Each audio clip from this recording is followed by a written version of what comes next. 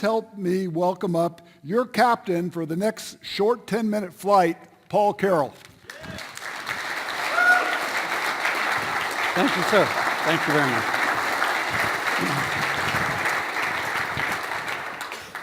I've actually done one of these 10X talks before. I didn't win, but it went well.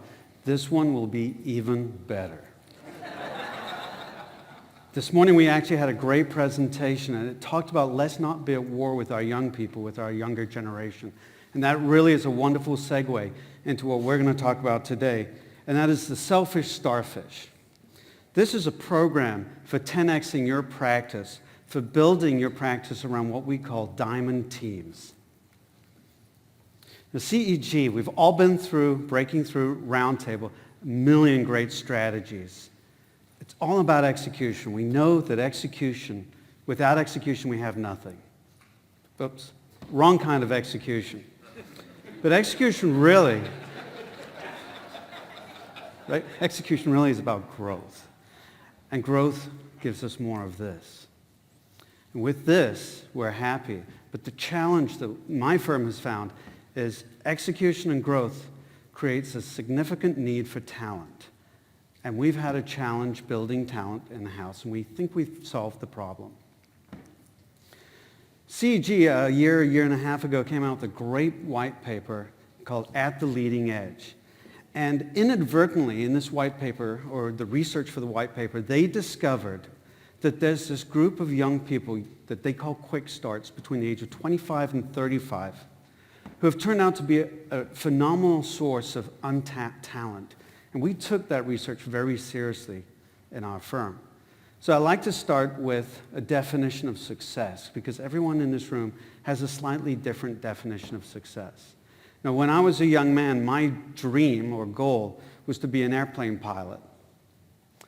After 9/11, things changed, and I decided I'd like to have my own business, something that would enable me to have a better sense of security about my life, and something that I've actually really come to love and become passionate about. However, I'm selfish. I didn't want to quit flying, so I didn't. For success for your firm, you need to focus on self. And what I'm talking about here is being selfish. Maybe not this kind of selfish, but what we call a selfish firm. That's a firm that's self-managing, easy, lucrative, and fun. Easier to say. Now, how many people have watched John Bowen up here do his thing, and you're like, it sounds easy, but it's never quite as easy when you have to execute. We're going to try to give you a high level, and I don't want to get into detail, but if anyone wants to talk to me about any of the detail after this presentation, please feel free to. The model for growth that we have is based on the development of quick start talent. Most practices look somewhat like this. They're very hierarchical, and if a young person wants to move up, someone has to die, or at least retire. Today, what we've done is we've put together a plan that's an amalgamation of 4 great ideas, and I can list them at another time. The Starfish Organization, the concept came from a book called The Spider and the Starfish. It's a really good book. And it talks about the importance of flat organizations. And within those flat organizations, what we've added is someone else's concept of adding diamond teams. When you have a starfish, you have a core, a body that is the life support system for the arms. A starfish can add or lose a leg and survive. In our situation, we're looking at self-managed diamond teams. Here's an example with 5, built around a core. The core is the starfish body, and it's all about support.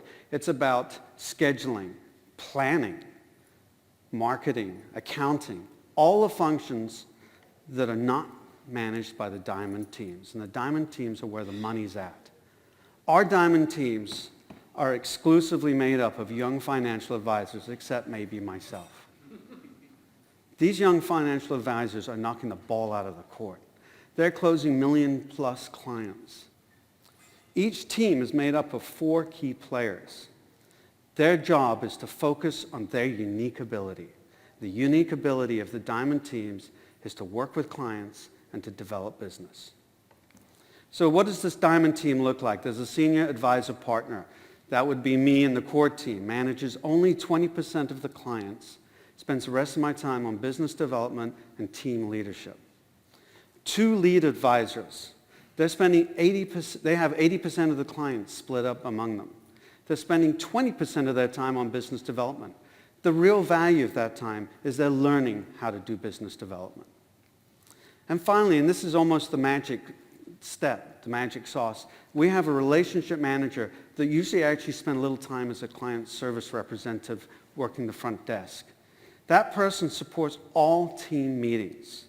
That person's job is to learn how to interact with clients, to learn the unique skills required of a lead advisor. So what we're looking for is something we can replicate. We want to 3D print these diamond teams. For that to happen, process is everything. Very strict application of process, of procedure, of scripts. Our firm's experience, we have our first diamond team ready to split into 2. A lot of young, happy faces there and one not so young. That's our core team, but we have a problem. We have 2 focused target markets. We have an energy market, and we have an airline market. So we're going to break out our first team to dedicate one to the energy market, one to the airline market. We're in the process of doing that right now. We also want to tuck in an outside advisor. The diamond team model is a great way to build a relationship with an outside advisor where you can tuck them into the business in a very structured manner. This is a great mechanism for growth. This is a mechanism for you to 10x your company, your revenue, your profit, and your lifestyle.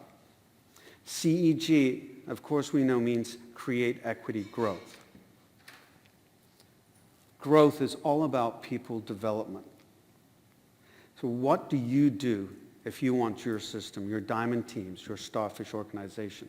There's 4 steps. The first thing that you need to do is create 1 or more diamond teams with people you've already got. The second thing you need to do, and it may be the hardest, is to separate the support structure. That means getting the planning out of the team. That means getting scheduling out of the team. That means getting every single function out of the diamond teams so number 3, they can be focused on their unique ability, building the business and dealing with clients. And then 4, once you've got that structure up and running, you can start replicating it. As your firm grows, and it will grow, if you execute on CG strategies, you can 3D print new teams with the lead advisors. They can become new team leaders of new teams. We have a selfish firm. It's self-managed, easy, lucrative, and fun. And how self-managed is it? At the end of the month, I'm going to Tokyo. It's 6,643 miles from Houston. At 39,000 feet with 266 people on board. Guess how much time I'll be thinking about efficient wealth management? Absolutely none. My team has got it. They've got it under control. They do a great job. And because I know they're going to watch this video, I, of course, thank them for all they do. I'd like to briefly talk about the charity that we're hoping to promote. When we talk about Quick Starts, we talk about our business, but there's a group of young medical professionals who are also Quick Starts who go overseas to help people who are less fortunate than they are. And what they do, among other things, is they put their life on the line.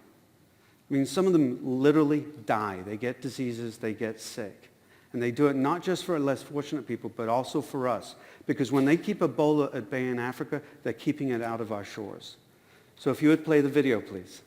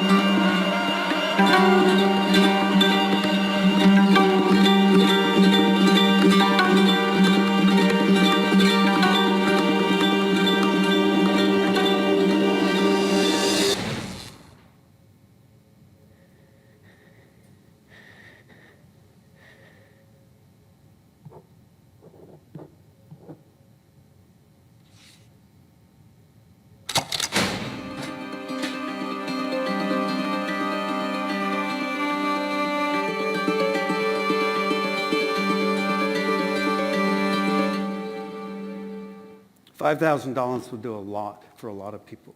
Thank you.